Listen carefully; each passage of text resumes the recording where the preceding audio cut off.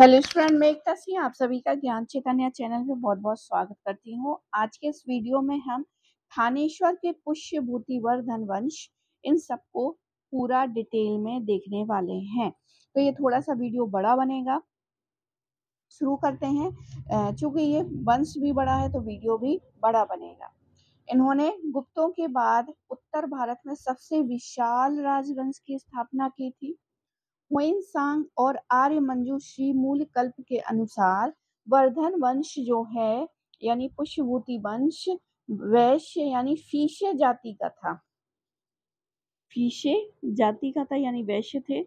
दिल्ली के निकट ही थानेश्वर रहता है और यहाँ पर शिव उपासक पुष्यभूति ने इस वंश की स्थापना 6ठी शताब्दी ईसा पूर्व में की थी।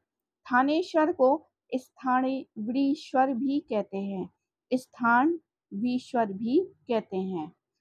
बाणभट्ट की हर्षचरित में इस वंश का संस्थापक पुष्यभूति को बताया है, लेकिन इस वंश के अभिलेख एवं मोहरों में प्रथम शासक नरवर्धन का है। तो पहला तो इसका पुष्यभूति वंश ने ही वर्धन वंश की स्थापना किया था, लेकिन अभिलेखों मोहरों ने नरवर्धन का उल्लेख किया है। तो ऐसा रहा होगा जो पहला है उसने बहुत ज्यादा अभिलेख नहीं लिखवा पाया होगा, क्योंकि जब वो कोई भी न्यूज़ डालेगा तो बहुत मजबूत नहीं होता है उसका ढांचा, ताकि क्योंकि वो स्टार्टिंग होता है तो इतना स्थापित नहीं हो पाता, फैल नहीं पाता साम्राज्य, इसलिए ये नहीं होता। लेकिन बाणभट्ट की हर्षचरित से पता चलता है कि संस्थापक पुष्यभूति हैं। इस वंश के प्रथम 4 राजा क्रमशः नरवर्धन, राज्यवर्धन, आदित्यवर्धन, प्रभाकर वर्धन सभी सूर्य के उपासक थे। तो याद रखिए, क्रमशः 4 शासक नरवर्धन, राज्यवर्धन, आदित्यवर्धन, प्रभाकर वर्धन सभी के सभी सूर्य के उपासक थे। पुष्यभूति वंश में 3 प्रसिद्ध शासक हुए हैं, प्रभाकर वर्धन एवं उसके 2 पुत्र राजवर्धन और हर्षवर्धन। प्रभाकर वर्धन को हर्षचरित में मालव लक्ष्मी, लता परशु, सिंधु राजज्वर और गुर्जर प्रजागारह भी कहा गया है। महाराजाधिराज एवं परम भट्टारक की उपाधि धारण करने वाला प्रथम शासक जो है प्रभाकर नंदी था। हर्षचरित में प्रभाकर वर्धन को पूर्ण हरिण केसरी कहा गया है, अर्थात प्रभाकर वर्धन पूर्ण रूपी हिरण के लिए सिंह के समान थे। सर्वप्रथम प्रभाकर वर्धन ने ही इस वंश में हूणों को परास्त किया था। हर्ष की माता यशोमती ने अपने पति की बीमारी से न बचने की आशा में पति के जीवित होते हुए ही चिता में जलकर आत्मदाह कर लिया था। तो हर्ष की माता यशोमती ने जो अपने पति बीमार हो गए थे तो कोई वो आशा नहीं बची थी, तो उन्होंने आत्महत्या कर ली थी। यशोमती जो कि हर्ष की माता थी। रसायन एवं सुसेन नामक राजवैद्य ने हर्ष के पिता प्रभाकर वर्धन को बीमारी से बचाया। उनकी माता तो पहले ही चली गई कि अब पति की कोई बचने की उम्मीद नहीं है, लेकिन यहाँ पे एक राजवैद्य आते हैं जिसका नाम रसायन और सुसेन होते हैं, और ये राजवैद्य थे। हर्ष के पिता प्रभाकर नंदन वर्धन जो है बीमारी से पूरी कोशिश की, लेकिन क्या होते हैं, बच नहीं सके। इसलिए तो उनकी पत्नी चली गई थी पहले ही, कि उनको पत्नी को सब कुछ पता चल जाता है कि पति बचेगा या नहीं, तो वो पहले ही आत्मदाह कर लेती हैं, वो भी चिता में जल के। प्रभाकर वर्धन की मृत्यु के बाद राजवर्धन द्वितीय ने सिंहासन ग्रहण किया, और तभी उनके बहनोई गृहवर्मन द्वितीय राजश्री के पति की हत्या मालदेव के देवगुप्त ने कर दी एवं राजश्री को कारागार में डाल दिया। तब राजवर्धन सेना लेकर देवगुप्त से लड़ने गया तथा देवगुप्त को मार डाला।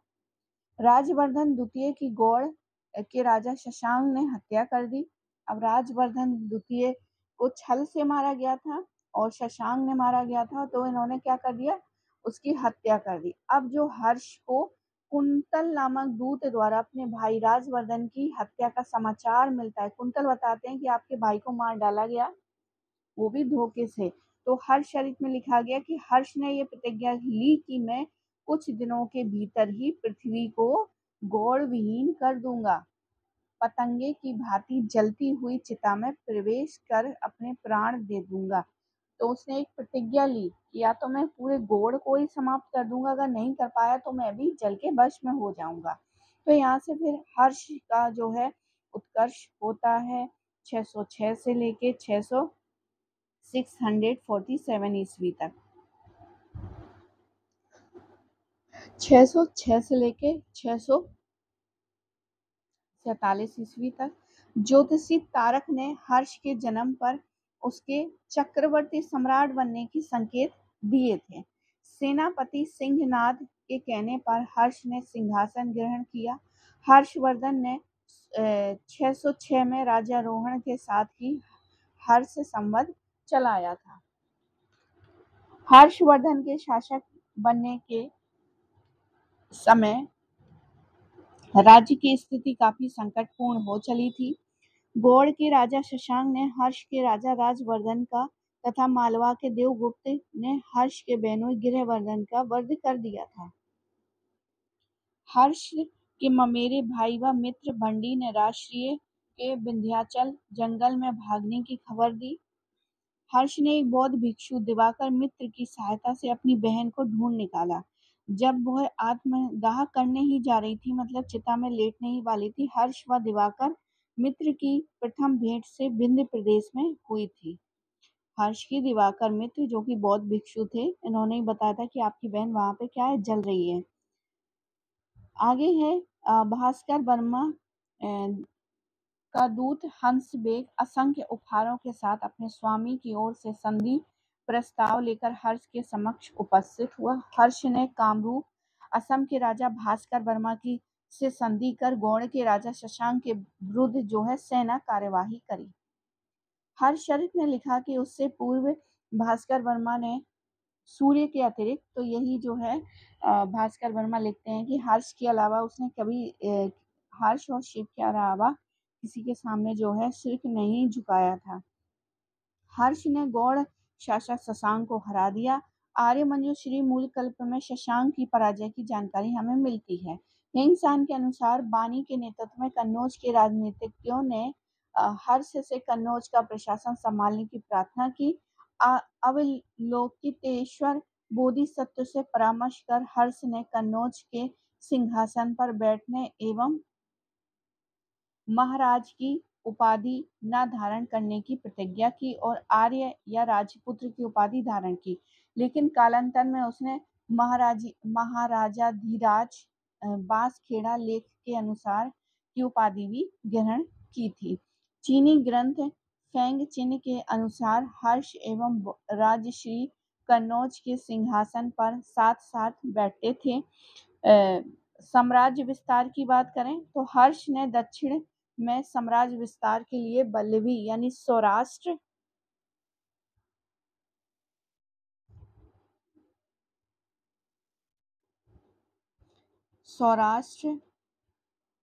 पर आक्रमण किया। यह युद्ध ही हर्ष एवं पुलकेशिन द्वितीय के मध्य युद्ध का कारण था।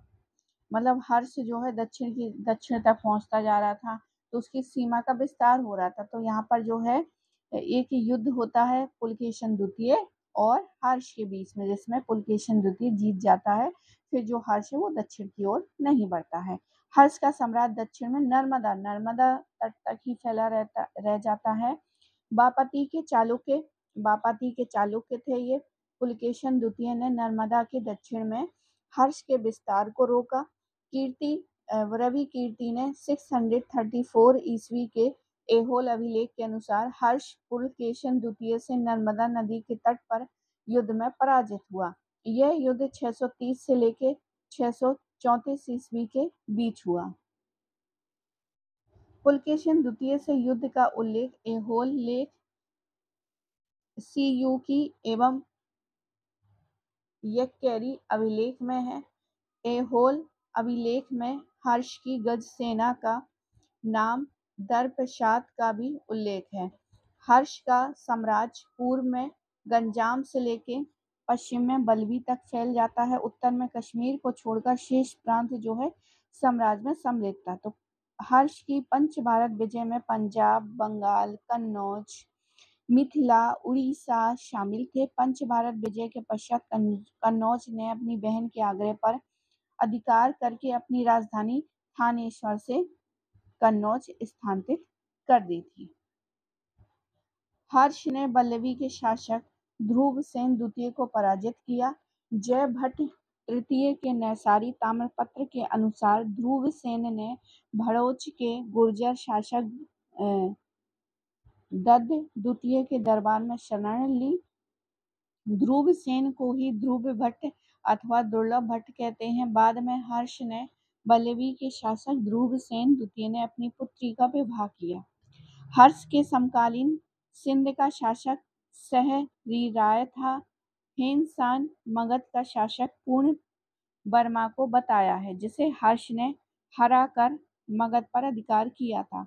हर्ष द्वारा अंतिम युद्ध जो है 643 में गंजाम का कांदो उड़ीसा में लड़ने का उल्लेख है। मतवालिन के अनुसार हर्ष ने 641 चीनी नरेश ताइंग सुंग के दरबार में अपना जो है एक दूत भेजा था। जवाब में 3 चीनी दूत मंडल भी हर्ष के दरबार में आए। 641 में पहली चीनी दूत मंडल लियांग होई किंग के नेतृत्व में आए। फिर 643 में लिए पिएगो लिए पियो के नेतृत्व में तथा 647 में वैन हान शे के नेतृत्व में जो है आए थे। तो कुल 3 आए थे, याद रखिए 3 आए थे, बहुत इंपॉर्टेंट है। यूजीसी नेट जो है यहाँ से क्वेश्चन पूछ सकता है। आगे देखते हैं, 3 चीनी दूत मंडल हर्ष के दरबार में आए, लेकिन 747 में तीसरा दूत मंडल हर्ष की मृत्यु के बाद दरबार में पहुंचा। हर्ष सूर्य व शिव के साथ साथ जो है बुद्ध की उपासना भी करता था। बाद में इसका झुकाव महायान बौद्ध धर्म की ओर हो गया। राजतरंगिणी के अनुसार बौद्ध धर्म अपनाने से पूर्व हर्ष शैव मतावलंबी था। उसने अभिलेखों में परम महेश्वर कहा गया है। हर्ष वर्धन वंश में सर्वप्रथम हर्ष के भाई राजवर्धन ने बौद्ध धर्म ग्रहण किया था। बांसखेड़ा और मधुबन अभिलेखों में राजवर्धन को परम सौगात कहा गया है। हर्ष ने कश्मीर नरेश दुर्लभ वर्धन ने बलपूर्वक बुद्ध के दांत के अवशेष प्राप्त किए। कन्नौज में एक विहार बनाकर उसे सुरक्षित रखा। अब आगे देखते हैं,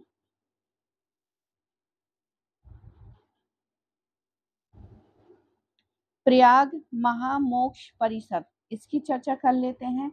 तो हर्ष प्रत्येक 5वें वर्ष प्रयाग मतलब इलाहाबाद में महोत्सव धर्म महासम्मेलन करके दान करता था। चीनी यात्री हुएनसांग 643 में इस प्रकार से छठे महोत्सव में शामिल हुआ था।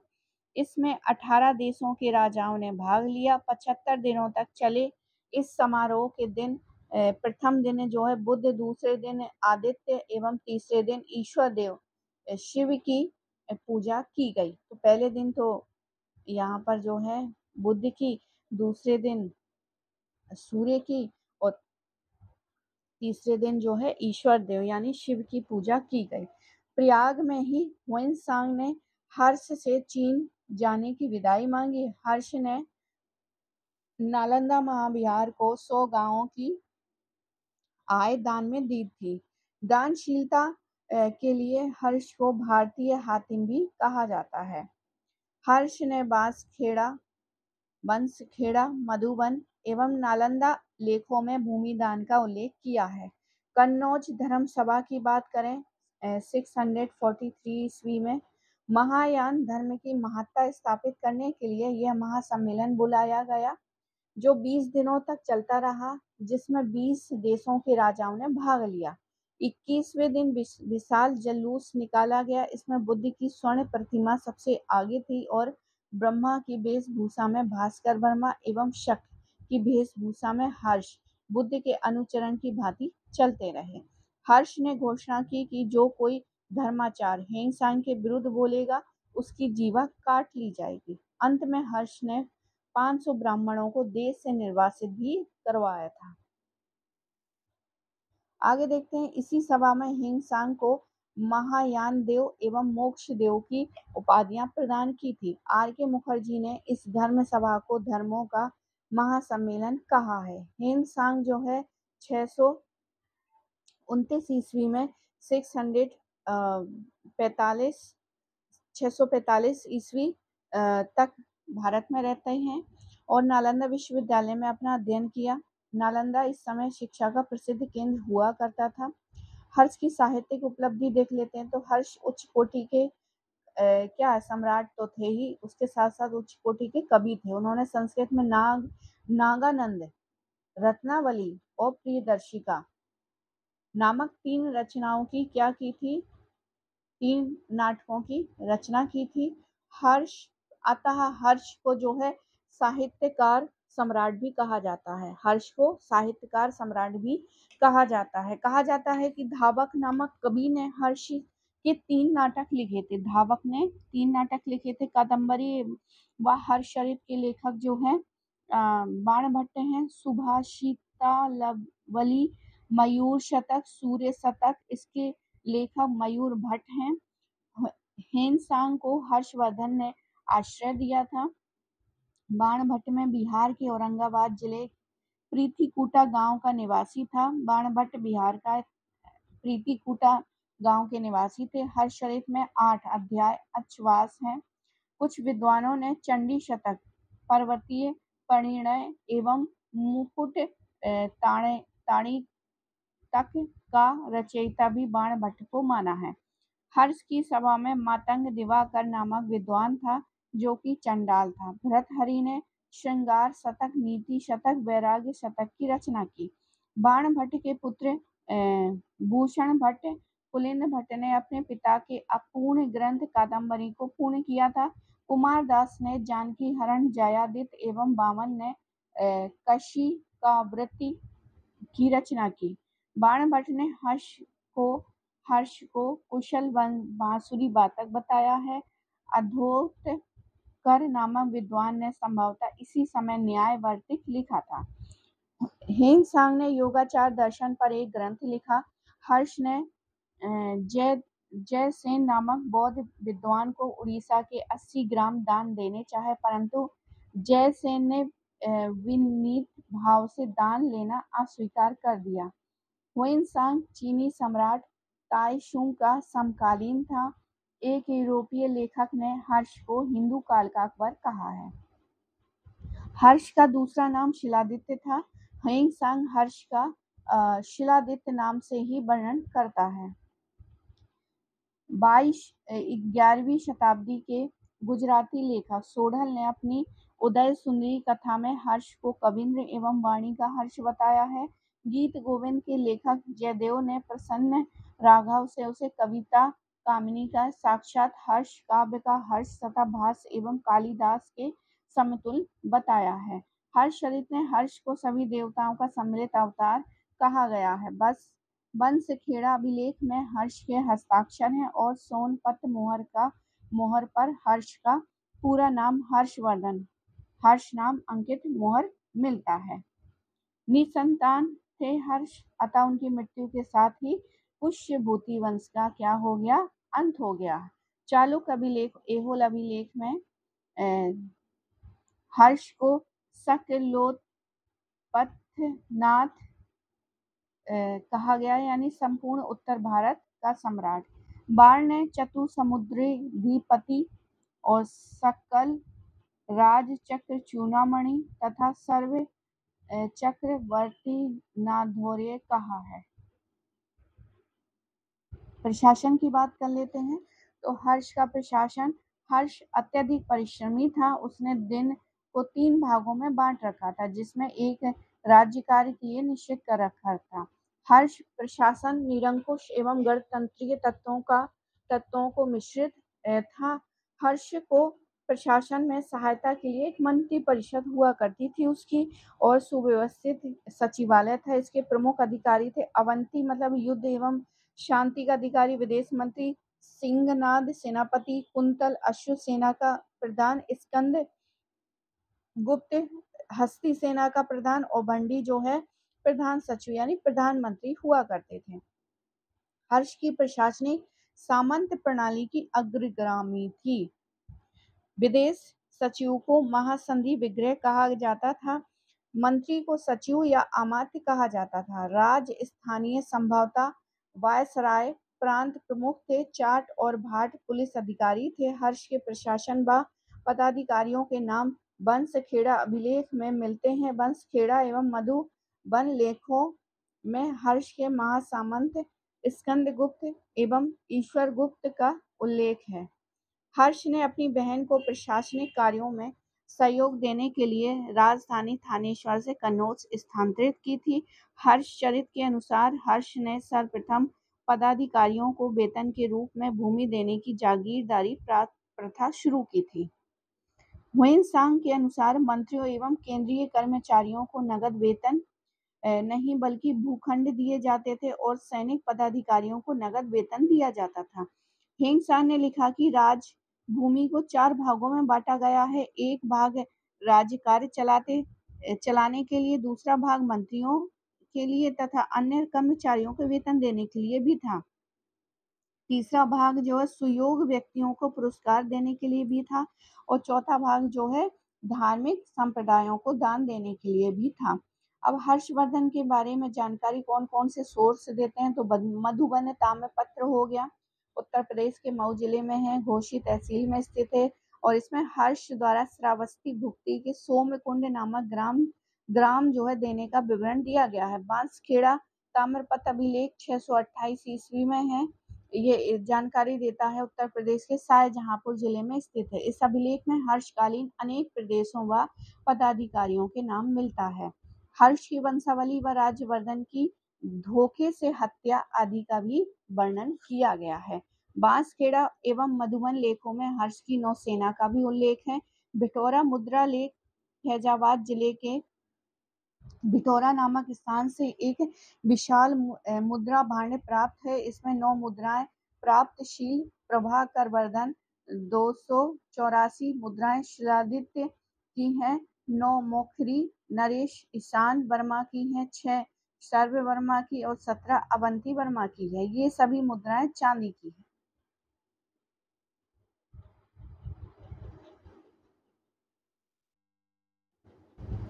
नालंदा से मिट्टी की व सोनीपत से हर्षवर्धन की तांबे की मुद्राएं प्राप्त हुई है। सोनीपत से मुद्रा पर शिव हैं, पार्वती और नंदी का अंकन है। नालंदा की मुद्रा पर श्री हर्ष लिखा है और उसे महेश्वर सार्वभौम तथा महाराजाधिराज कहा गया है। फर्रुखाबाद से हर्ष का स्वर्ण सिक्का प्राप्त हुआ है। उस पर परम भट्टारक महाराजाधिराज श्री हर्षदेव एवं नंदी पर असीम शिव पार्वती का अंकन है। जालंधर का राजा उदित हर्ष का समकालीन था। हर्ष का टीला थानेश्वर में स्थित है। अब यहाँ से हिंगसांग, क्योंकि हिंगसांग इन्हीं के समय में आया था, तो इसको हम अलग वीडियो में देखेंगे। तो आई होप आपको ये वीडियो पसंद आया हो। तो पसंद आया तो प्लीज़ लाइक करें और ज्वाइन भी करें। ज्वाइन बटन पे बटन दबा के, और पूरा वीडियो देखने के लिए आप सभी का बहुत बहुत धन्यवाद।